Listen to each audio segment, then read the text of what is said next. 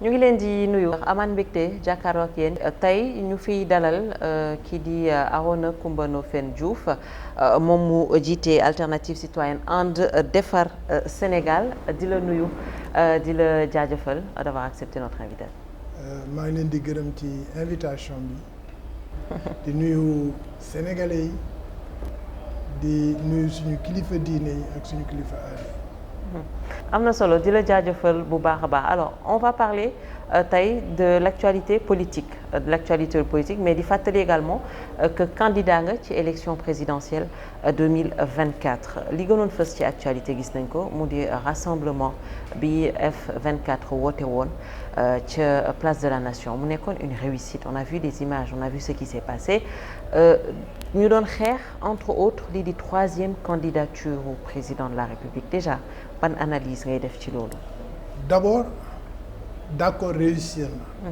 mais tamit du loo xam ne man daf may bégloo. parce que su fi Sénégal bi yëpp daje woon tey te lii nga xam ne moo leen yëkkati moom la ñu doon xeex en 2011 ak Abdoulaye Wade lu mu réussir c'est regrettable ñu delluwaat ci même xeex bi te soo ko dégloo aussi c'est les mêmes discours. C'est exactement les mêmes discours. Il n'y a rien qui a changé. Rien n'a changé sur le ton, le discours, le fond, la massification, etc. Abdoulaye Wade lii lañ ko wonoon en 2011 c'est toute la nation qui s'était réunie ci place bi y inclut le président actuel. Soo revisiter les images de 2011 fu ñu mus a am combat de M23 mi ngi taxaw ci wet gi. moom ci boppam di wax les mêmes discours encore. les mêmes propos etc. donc d'une part massification bi wane na ne tout le peuple sénégalais la majorité d'ailleurs à part son appareil d'État ñëpp kenn àndul ci troisième candidature moom nag moo xam ne mu ko mun a tuddee. deuxième quinquennat troisième candidature mais la constitution est très claire dafa ne kenn warul am. lu ëpp ñaari mandat nag mandat la tudd mandat aussi c'est mandat que ça soit 5 ans 7 ans 10 ans mandat la. mënuñu ko utal beneen appellation bu dul mandat. alors donc c'est regrettable quand même que moom mi nga xam ne presque bokkoon na ci même les bailleurs de M24 c'est-à-dire da daan massifier comme ni ñu koy defee nii da daan ñëw di wax ay militants yu ñëw et cetera di jël ay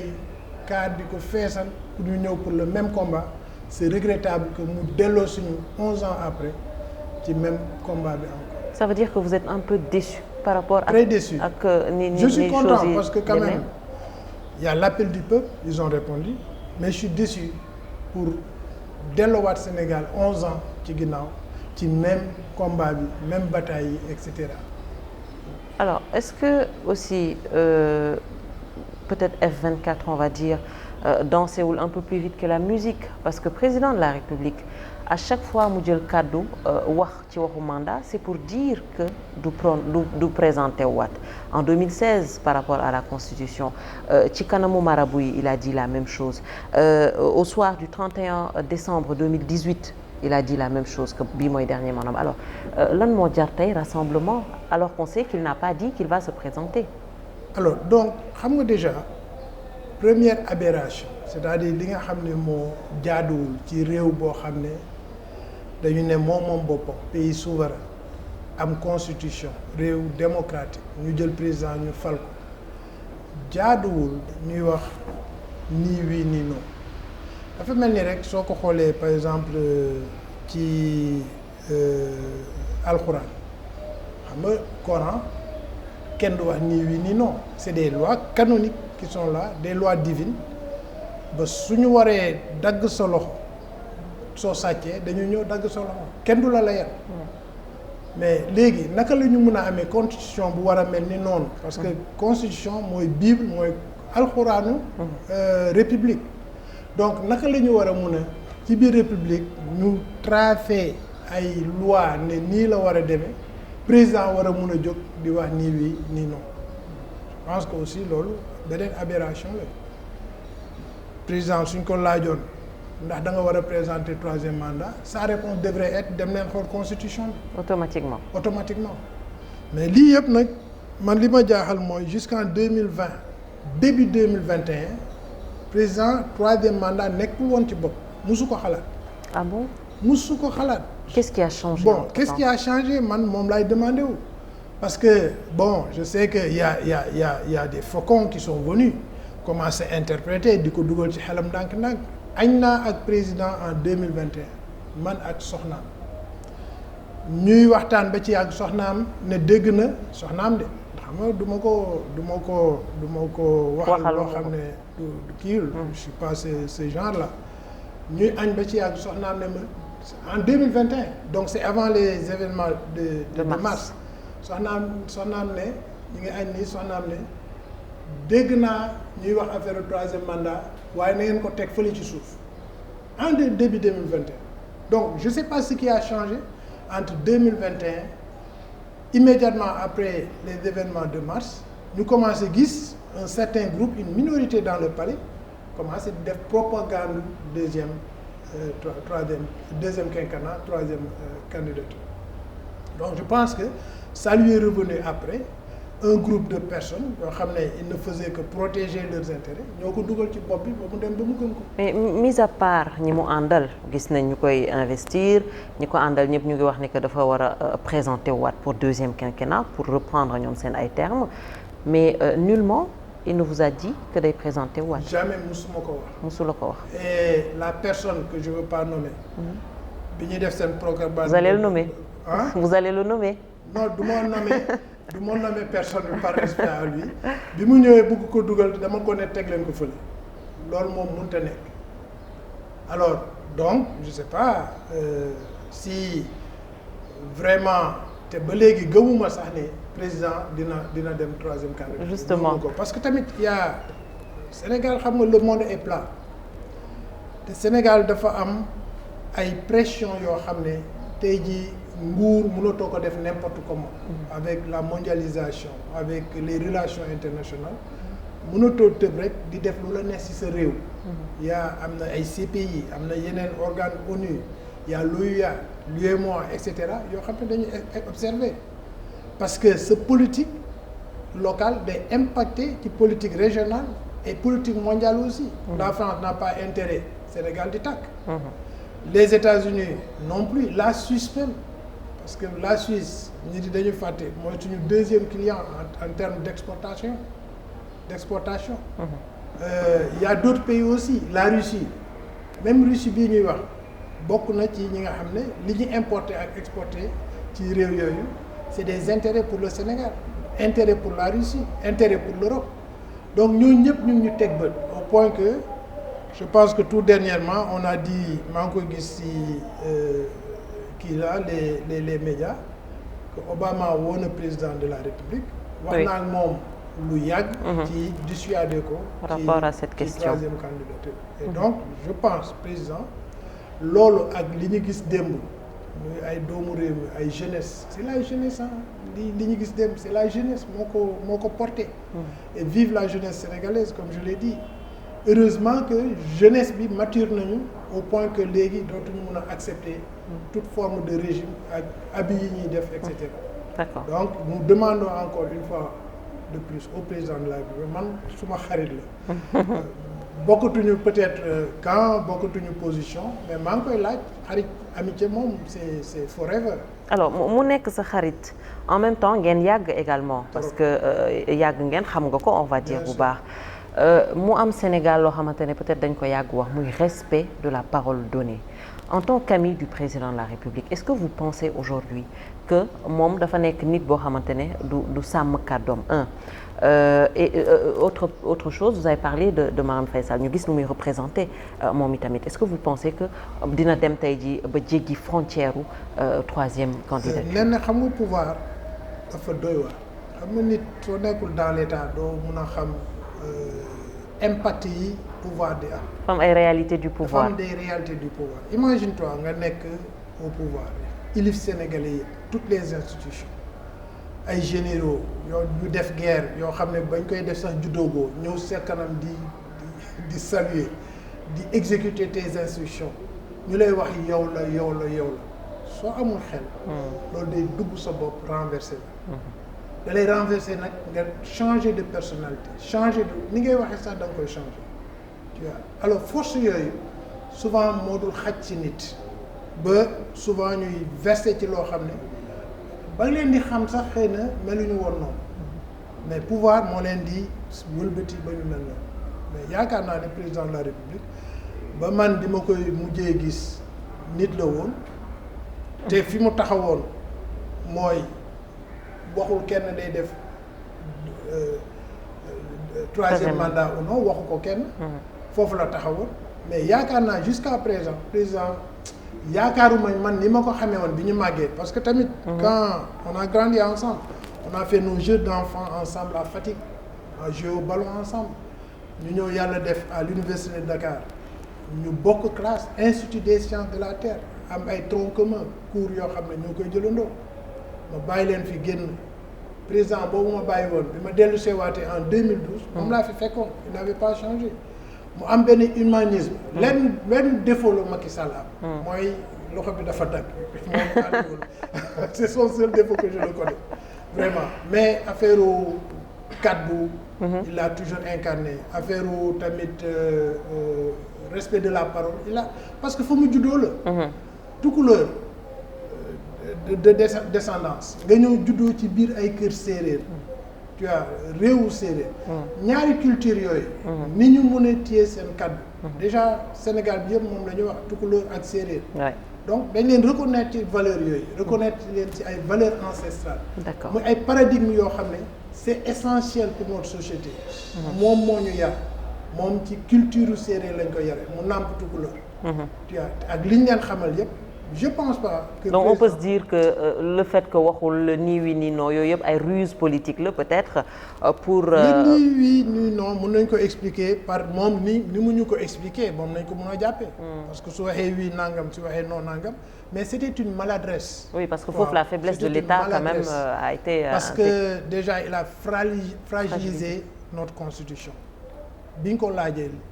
le mot simple mooy dem leen xool constitution kese man su ma laajoon je suis pas son conseiller politique malheureusement mais su ma laajoon dama koy ne suñ la laajee ci question boobu ne leen je vous renvoie à la constitution et c'est très clair très bien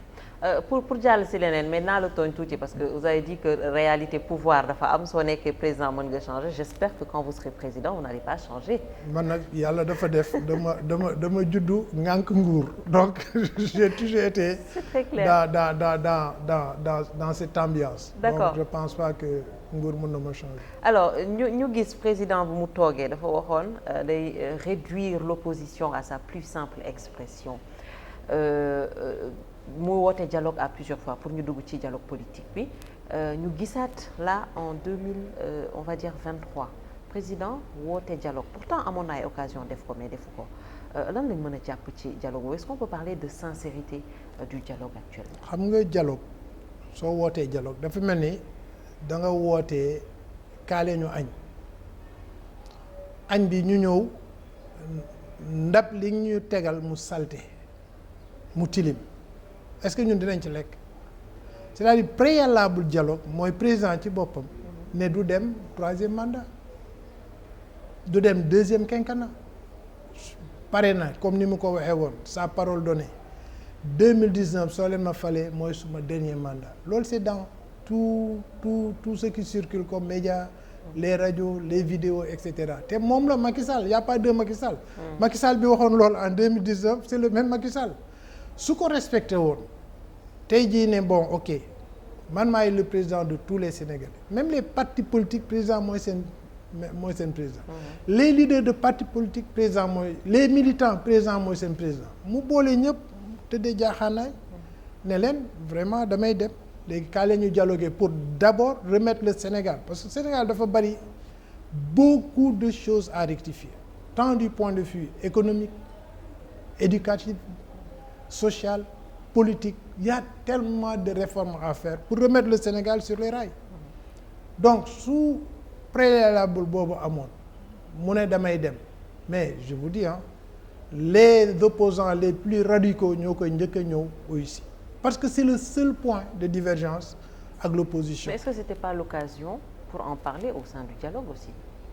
pour en parler ci dialogue boobu ñëw carrément wane ne que président de la République vous n'avez pas le droit à une troisième candidature ñu waxtaanee ko ci dialogue bi aussi. mais dans ce cas jarul dialogue déjà loolu c'est dans toutes les bouches sëriñ yi wax nañ ko institution yi wax nañ ko au moins su appelé woon ne ok ñëw leen. ma wax leen léegi ne dematuma. mais tout le monde sera autour de la table mais mënuloo loo xam ne déjà mooy le premier obstacle pour nit yi. jox la seen nopp déglu la mënuloo loolu nga violer ko ba noppi bëgg a woon nit yi ci jàmm. mais kon lan mooy enjeu wu dialogue bi est-ce que pour tas opposition bi comme nu ko ñenn ñi waxee wala pour légitimer peut-être candidature am lan mooy enjeu wu dialogue bi. nga yaakaar président de la République moom su ñuy wax mbër politique Balla Gaye sax moo ko gën a aay. ah bon dafa am ay galgalam ak ay yoo xam ne déjà bon loolu c'est pas méchant. c'est un parce stratège. waaw stratège la parce que déjà soo nekkee président de la République politiquement war nga mûr war nga am tamit l'expérience yàlla may ko nag mu cheminer très longtemps dans le ñun bi ñu nekkee étudiant par exemple déjà en première année boobu mi ngi militer ñun boobu temps xamuñu sax luy parti politique parce que ñu ngi woon ci daayira yi ñu ngi woon ci màggal yeeg gàmmu yeeg yooyu ñu ngi woon ci daara yi tamit ñu ngi tarbiyu xamuñu woon sax mais chaque mercredi da daan sol vestam bu ko ëpp boobu. ah bon oui. yaa wax yi président. justement di ñu romb nii di dem ñun ñu ngi dem daayira moom mu ngi dem bureau politique donc dafa yàgg ci politique. moo tax gisuma à part Ablaye Wade fii au Sénégal ku ko dàq politique mais politique dañ ko war a def positivement. en respectant quand même nos valeurs. en respectant. parce que politique mooy l'intérêt de la cité l'intérêt de la nation donc yàlla def la nga politique ba jiite ñëpp waroon nga jël politique boobu au service de la nation mais waruloo ko jël opposition dafa war a am lu tax opposition am parce que ñaari baat fu mu amul ci réew foofu autocratie moo fay dem mooy wëfu buur te yooyu génne nañ ko léegi ci république la ñu nekk donc moom xam na adversaire am yi bi muy nekk ci politique ñu ci bëri ci arène bi aujourd'hui juddooguñu sax eggaguñu sax laa wax secondaire ci seen njàng donc xam na bu baax lan mooy politique xam na tamit nit yi bon ba pare nag ñi ko nàmpal ci politique tel que Landing Savané tel que Abdoulaye Wade mu jaar ci ay courant wu Djiboka ñoom comment dirais-je Abdou Diouf et cetera yooyu yëpp da ko fekke te il a ce vécu politique am boole expérience accumulation expérience politique boobu nag moo tax dara mënu ko jaaxal xam na ni muy briser une coalition xam na ko c'est ce qu'il a fait à Yewwi récemment xam na naka la koy defee et puis faut voir aussi que ñun amuñu des leaders forts yuy gëm ci seen conviction puis au Sénégal leader day jóg créer son parti créer une coalition ëpp la làmmiñ ci champ politique bi ëpp la militants yu leen di topp haranguer les foules ñu topp ko mais gëmul moom ci boppam. moi j'étais au palais vous serez surpris un jour suñu leen waxee ñan ñooy ñëw di souvent di reerandoo ak añandoo président de la République. ah bon ay leaders de l'opposition ay leaders de l'opposition actuelle ñëw di añandoo ak reerandoo président de la République. ñu bokk tey ci F24 bi. ah ma ne ñi bokk tey ci F24. mais y en a plein. ak ci je dis des leaders c'est tout le Sénégal que ça soit M24 ou F24 ou feneen. on en a vu un paquet. dañu gëmul Sénégalais yi gëmuñu ñoom seen idéologie bi ñuy topp dañuy jóg di coow ci télé yi nangam mais gëmuñu dara xaalis rek la ñu gëm xaalis rek la ñu gëm intérêt Sénégal jiitaluñ ko seen bopp la ñu jiital parce qu'on peut pas comprendre aujourd'hui un Khalifa Sall quand même ñëw di trahir le F24 te noonu laa ko tuddee on est dans le F24 ensemble mais trahison-le. mais naka la leen trahir. li mu leen trahir c'est très simple. fa bokkee ci benn kuréel. oui au moins yow nga ànd kuréel bi 2 ans et demi di xeex ak kuréel boobu. mais balaa ngaa dem di uyu dialogue politique bi. am war ngeen am consensus eggaguñu campagne électorale ba muy jël parce que dañu ne ci ñoom ci niñ ko tracé woon ci Yewwi. waaw dañu ne suñu paree élection di dem élection présidentielle ku nekk sa bopp waaye nañu ànd ba keroog ñu dem élection présidentielle donc am na benn au moins consensus bu leen régir oui balaa ngaa dem uyu ji président de la République mais provoquer une convocation say nawle ci Yewwi ngeen toog nga ne leen man de Abdoulaye yéene damay dem uyu ji président de la République ku nekk wax la. mais est-ce que c'est pas ce qui est en train de se faire ci ñoom seen biir parce que footu biir nekk peut-être dafa am mën nañ bañ a xam ñun lu nekk derrière parce que quand Barthélémy dit te suñu nee Barthélémy peut-être c'est une voix autorisée par rapport à Khalifa Ababacar Sall dire que bu mu wootee moom dialogue parce que moom jàpp ne que moom moo woote dialogue bi waxtaan na ci ak Barth waxtaan ci également ak kii di Ousmane Sonko alors est-ce que loolu rek du préalable pour mais ñooñu rek du ñu Yewwi et c'est ça le problème aussi clanisme bi ñuy indi ci structure boo xam ne ça devait être transparent démocratique moo jaaduwul loolu mooy le premier problème de Yewwi c'est-à-dire soo woowee coalition en plus c'est ce que Macky Sall a réussi vraiment je suis plus avec lui au point de le défendre amul fenn fu ma amee divergence ak moom lu dul troisième mandat na ñu bàyyil suñu de Macky Sall avait réussi ci Macky 2012 suñu toogee autour de la table balaa muy jël benn décision ñun ñëpp dinañ ci concerté wu te amul woon benn leader ci Macky 2012 bu ñemee woon jógee ci Macky 2012 neen mi ngi def ay kii personnel am parce que on a un projet commun Yewwi c'est un projet national ñoom moomuñ ñu ko woon Yewwi c'était pour la nation ba pare li ñu yoreloon réew mi mooy réew mi da leen jël jox leen presque toutes les positions 80 et quelques députés combien plus de 200 maires. mais Yewwi may leen ko. traiter Khalifa Ababacar Sall de traître c'est pas un peu fort parce que tey ñi nekk ci biir Yewwi c'est des candidats peut-être moom aujourd'hui il sent le besoin dem dialoguer pour justement régulariser situation pour mën a nekk candidat. léegi situation boobu ba mu dugatee Yewwi waratul nekk un combat personnel parce que Khalifa Sall son combat a toujours été porté par les leaders de Yewwi donc amul woon droit bàyyi fi ñooñu ne moom kese mi ngi dem di dialoguer ak le président la il n'avait pas ce droit là bi man de à sa place balaa maa dem dialoguer ji su ma nawle yi nga xam ne su ma xeex yëpp la ñu porté attention Khalifa Sall su egsee fii tey ba taxawu Dakar am ay maire ak i député Yewwi moo tax. donc vous pensez que démb li jotoon xew ci rassemblement au F24 il a eu que ce qu'il a mérité ah bon ah oui selon moi. vous ne déplorez pas cette situation? Non, je déplore rien. Il a eu que ce qu'il a mérité. Et puis dañuy fàtte ne léegi nous avons une jeunesse très mature jeunesse bi du jeunesse su 80 du jeunesse su 90 du jeunesse su sax 2000 ñun bi ñuy def le combat avec Abdoulaye Wade c'était une jeunesse boo xam ne ñi ngi amoon 8 ans 10 ans ñooñu ñoo màgg tey taxaw ci kanam et ils refusent que les leaders di leen continuer di leen def comme des charrettes di leen tirer di leen wax lu nekk. lii dal Khalifa Sall beneen leader bu mënoon ta doon kii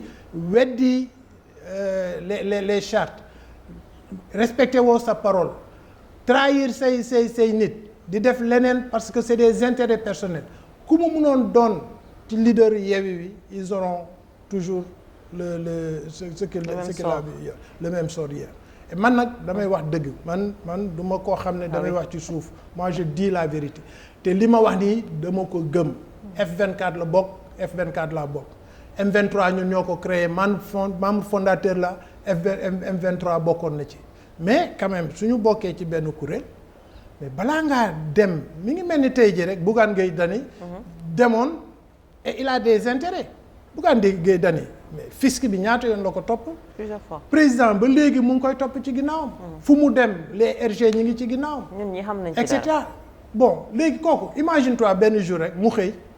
ne maa ngi dem négocier ak président pour des intérêts pour am droit électoral même intérêt la tamit pour ñu jël sa fisc wala may la xaalis intérêt personnel kese la donc on doit pas quand même en tant que leader di jiital intérêt personnel mais lan mooy présidentiel ba mu war a ko jaral bàyyi ay nawleem simplement parce que dafa bëgg comment dirais-je dafa bëgg ñu jox ko ses droits civiques ñu delloo ko mais droits civiques am yooyu c'est au-dessous du peuple c'est au-dessous de la nation de l'intérêt général man bëgg a nekk président mooy li Macky Sall nar a def troisième mandat pour un intérêt personnel waru ko jaral li nga xam ne lépp liggéey na ko ci Sénégal liggéey ko à l'international ñu am fu ñu ko teg. mais est-ce que simple troisième mandat jar na lool. donc vous êtes contre l'amnistie alors en quelque sorte. mais amnistie boobu c'est une très grande contradiction dama lay jox benn anecdote Socrate dañ ko condamné woon à boire l'élixir dañ ko condamné woon pour mu naan élixir boo xam ne poison la woon dafa war a dee. mais ay étudiants am ñëw jël ñi nga xam ne ñoo ko jàppoon ci prison bi fexe ba utal ko benn fas ak fu mu war a jaar pour rëcc bi étudiants yi ñëwee ci moom ne ko mais Socrate léegi ñun defar nañu lépp pour nga rëcc mu ne leen d'accord je suis très content mais dama bëgg ngeen répondre ma ci benn question les lois d'Athènes ñoo ma jàngal ci ñoom laa màggee ci ñoom laa yaroo su ma demee ba ca porte Athènes bi loi yi dañ may ne yooyu Socrate li nga doon ñun ñoo la ko def mu ne lan laay tontu loi yooyu et c'est exactement la même chose naka nga mun a par exemple nos juges respectables li xam nga leaders yi souvent ak nos présidents moo tax dootuñu respecter les magistrats ak juges yi parce que ni ñuy doxalee la naka la les lois sénégalaises bâties au cours des temps yoo xam ne yow sax xëy na boobu juddoogu ñu ne lii la ñuy àttee ku def lii nga àtte leen ba noppi loi yooyu nga bugg ko transcender jàll ci kawam ne non parce que pour des raisons politiques et personnelles aussi dañu war a baal diw Karim Wade bi ñu nar a amnistier ñaata la yoreel Sénégal plus de 138 milliards te ñoom ñoo ko wax léegi 138 milliards yooyu kan moo ko moom est-ce que président si poche am lay def c'est le peuple sénégalais léegi naka nga mun a amnistier koo xam ne dafa yoreel peuple sénégalais xanaa yooyu yaa koy fay bor yooyu. mais loolu leaderu Yewwi xamoon nañ ko pourtant dañoo yàgg wax ne que bëgg nañ ñu amnistier Khalifa Ababacar Sall ça c'est un deux Khalifa on l'a entendu mu taxaw ne Yewwi du tas tey du tas suba est-ce que vous voulez dire ci sa lecture par rapport ak ni nga waxee nii yëpp que c'est carrément faux qu'on a vu que Yewwi va directement vers l'implosion. ce qui s'est passé hier gisatuma machine u Bernina bu munati ñaw loolu. c'est fini. J'étais là j'ai assisté à une scène boo xam ne c'est déplorable te loolu lan moo ko waral le même waxeetu Macky Sall bi ñuy contredire loolu moo dal Khalifa Sall ak Barthélémy d'ailleurs Barthélémy n'osait même pas rentrer il n'osait même pas parce que il savait ce qu'il attendait aussi donc man nee na Aïcha li ma bëgg a faire appel à nos leaders nañu gëm slogan yi ñuy wax réew mi laa fi nekkal réew mi laay xeexal réew mi laay nangam nañu gëm loolu au moins. alors pour tëj parenthèse boobu est-ce que loolu aussi du refléter un peu ci F24 bu fekkee ne que F24 peut-être gis nañ position ci appel au dialogue du président de la République au sein de F24 am ñu bëgg a dem est-ce que du indi am tamit jaxasoo un peu à l'intérieur. xam nga je pense que F24 nit yi dañuy jaawale F24 di ko corréler ak les partis politiques F24 n'a rien à voir avec les partis politiques. Ça va au-delà. Ça va au-delà des partis politiques ça va au-delà aussi des leaders politiques. Leader politique récupération la ñu mën a def ci M23 mais le vrai M23 c'est la nation c'est des gens ñi fa ñëw dem les trois quarts kenn bokk ci parti politique mooy ñi nga xam ne dañu toog seen kër di observer su voté jotee ñu jël seen carte dem voté te ñoo ëpp ci population bi ñoom ñooy fal président. Très bien. Donc je pense que du am benn impact ci loolu. En tant que candidat à l'élection présidentielle ñu gis ne que vous avez parlé d'alternative nga bokkoon ak président bi fi nekk léegi ngeen cheminer peut-être nga participer ci bilan bu mu am alors suñu déggee alternative on pense à quoi lan la ñu war a yóbbu. xam nga depuis l'indépendance surtout après les indépendances Sénégal dafa nekkoon ci trajectoire bu baax ci temps wu Senghor pourquoi parce que jamono jooju gëmoon nañ ne agriculture mooy soubassement pilier bi nga xam ne mun na indi de la richesse dans ce pays alors ñu dem ba ci yàgg ñu politiser l'agriculture parce que même les semences au temps de Senghor daaw ñu ko doon jox directement aux paysans ce que faisait l'administration coloniale mais dañuy dem di ko jox ay ténors du PS loolu nag indi benn deal boo xam ne ça a renversé la tendance économique et croissante de l'agriculture loolu dañ ko war a rectifier parce que cette tendance moo continuer ba ci aujourd'hui avec Macky Sall da ngay xool distribution comment on peut parler de distribution de semences ñu wax ministre am na tant de quotas si c'est loolu laa dit nee na ministres yi am nañu tant de quotas députés yi am nañu tant de quotas loolu c'est pas une tendance démocratique et puis c'est pas une tendance aussi loyale par rapport aux vrais acteurs qui sont les lu tax mënuñu jël semence yi dem ba ci pegg champs yi tool yi distribuer ko foofu parce que xam nañ ne kooku day béy ci la ñuy dunde donc ça c'est à rectifier en plus soo xoolee la tendance de la croissance du Sénégal aujourd'hui dañu ne pour qu'un pays se développe il faudrait que mu appuyer wu ci capital humain mooy lan mooy da nga war a éduquer sa population da nga leen war a ñu nekk une population active donc dañuy saine ñu nekk en bonne santé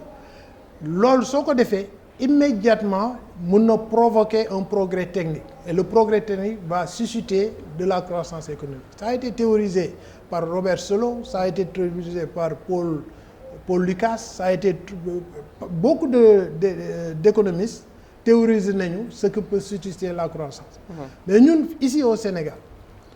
la croissance endogène bi ñu waroon a def commencer par le bas jël suñu agriculture nit yi dañuy fàtte ne agriculture c'est un conglomérat de métiers agriculture électricien mi ngi ci biir mécanicien menuisier ça englobe plein de choses ça que ñu englobe bëri ignoré waa léegi secteur bi nga xam ne ça englobe presque tous les autres corps de métier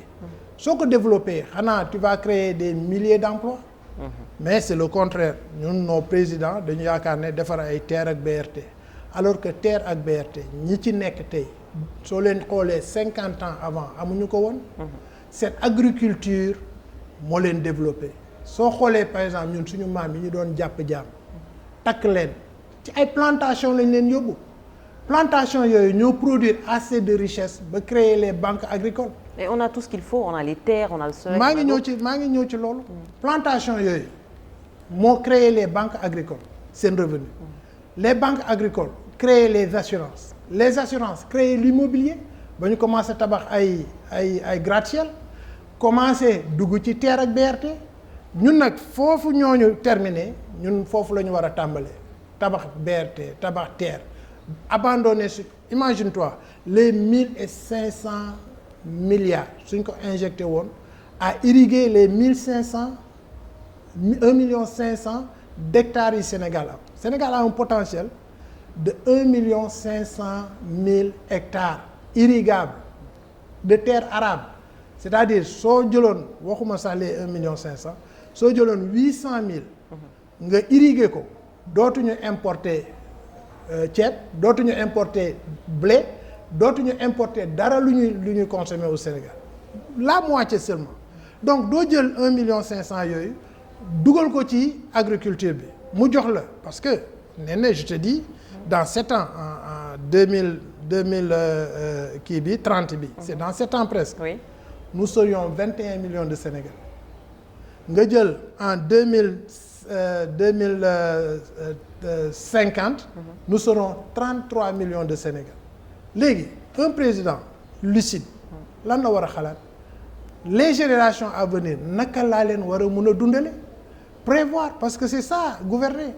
nga prévoir au moins def des projections ci les jeunes à venir aujourd'hui rien que l'emploi le domaine de l'emploi 2 500 000 jeunes sont au chômage mais ci 2 millions yooyu s'ajoute 750 000 par année donc projeté ko en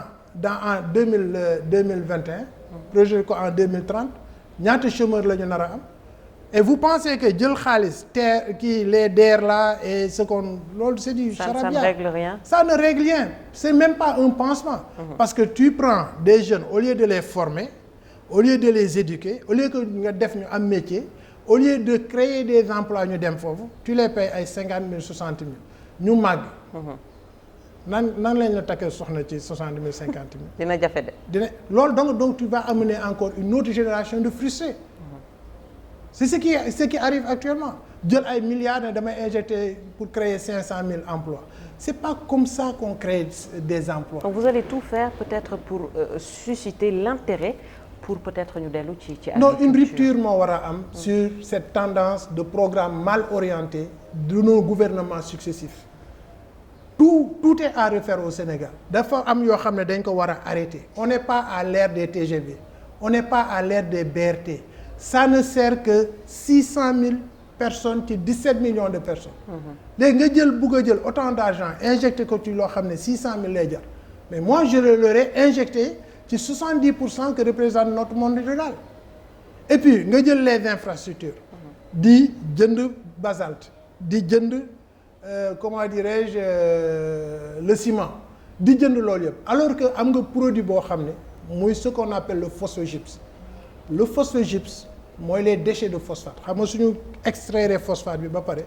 déchet boobu qui se mélange à la terre-mère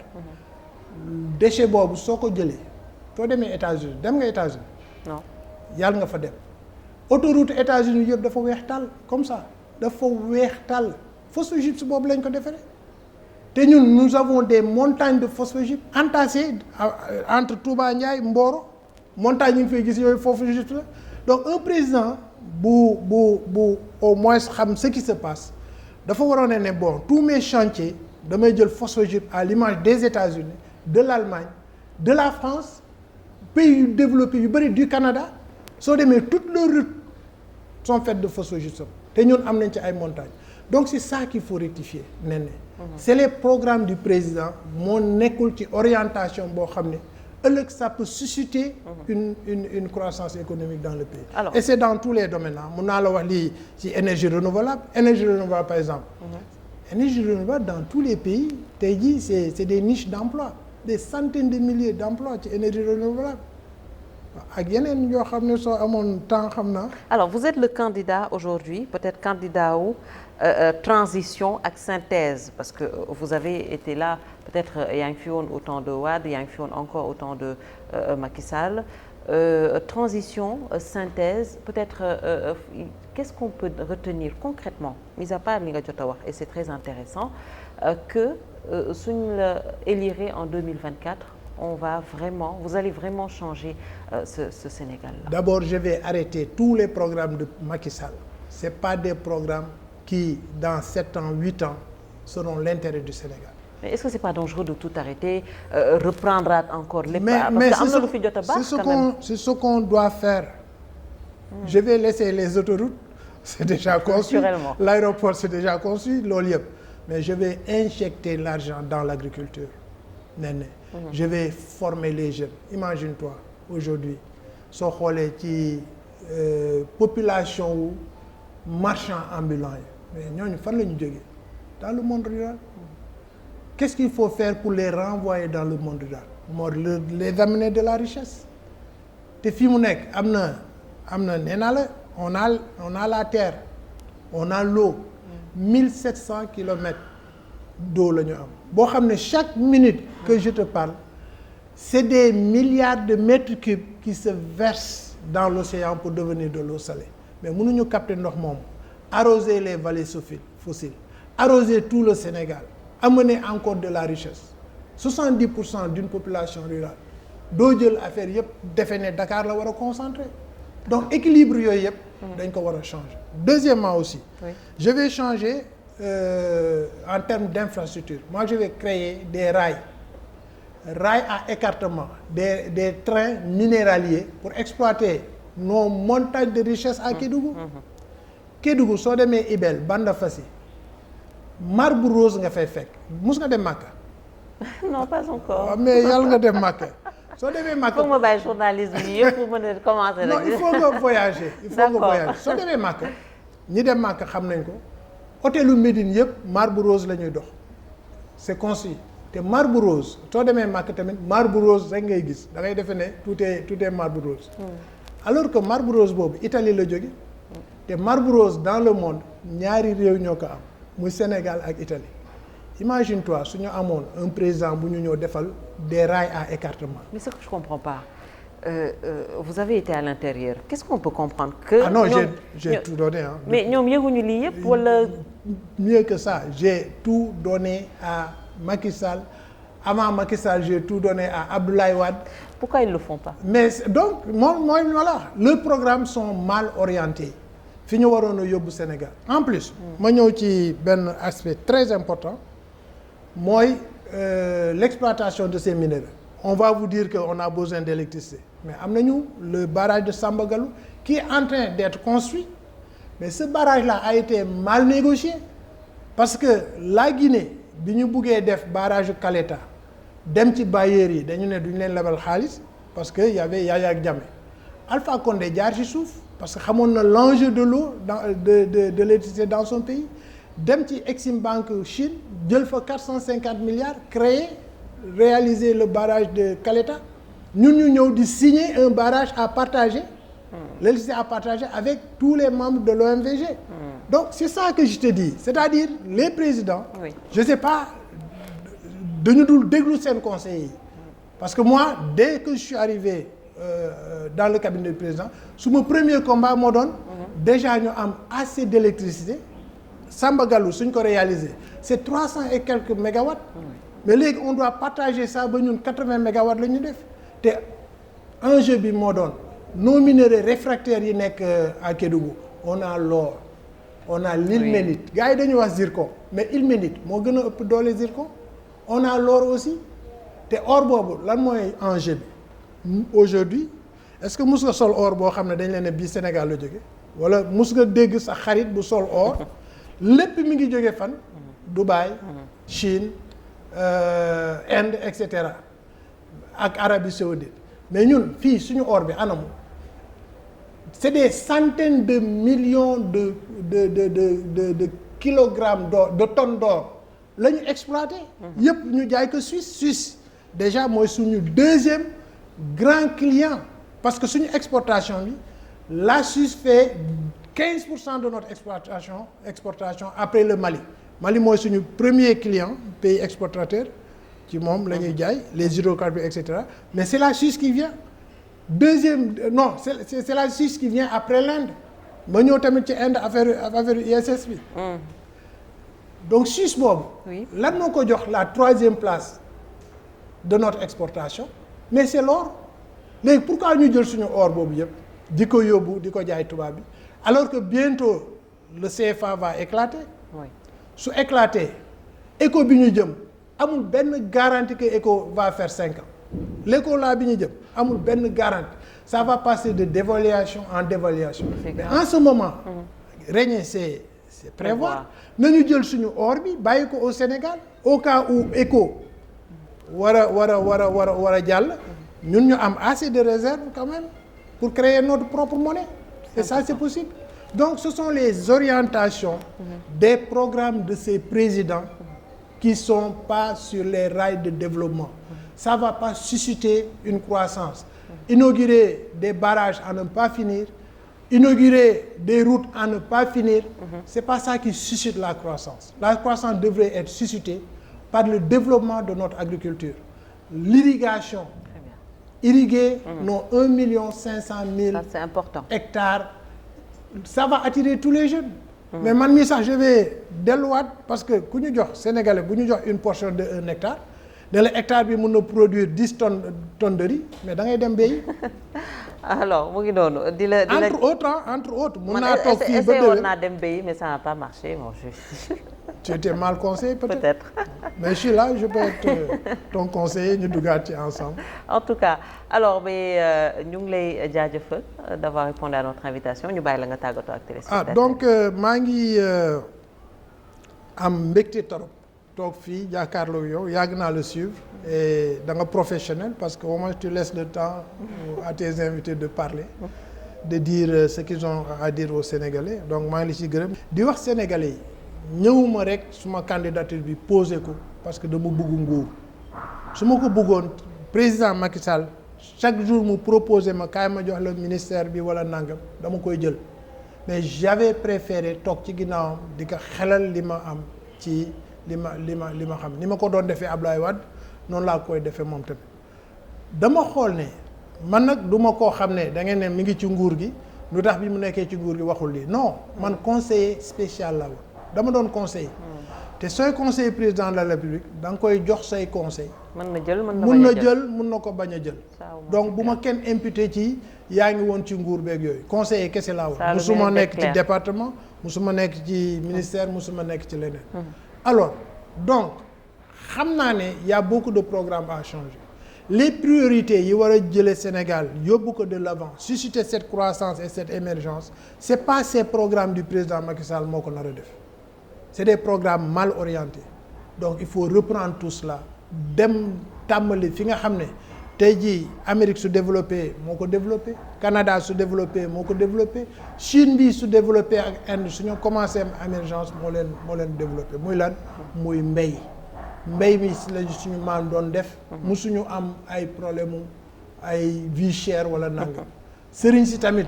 après les indépendances ñoom sëñ Fallou ñoom sëñ Ababacar Sy ñoom Omar Tall ñoom ñëpp seen taalibe dañ leen doon wax dem leen mbéy mais donc loolu la ñu war a suqaliwaat au Sénégal te tamit di wax ne mbéy moomu métier yëpp ngi ci biir digital ngi ci biir électronique mi ngi ci biir lépp loo xalaat mi ngi ci biir mbéy moomu donc foofu la ñu war a tàmbalee te man foofu laa accès suma programme pour wax sénégalais yi ni nous connaissons l'État def nañu au moins plus de 17 ans d'État conseillé nañu Ablaye Wade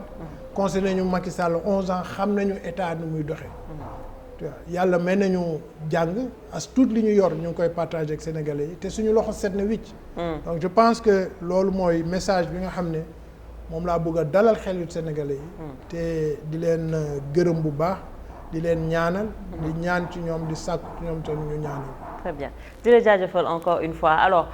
chers téléspectateurs di leen remercier encore une fois de votre fidélité di leen wax ñu dem béyi ah nañ leen dem kon ñun ñëpp béyi incha allah alors merci à vous.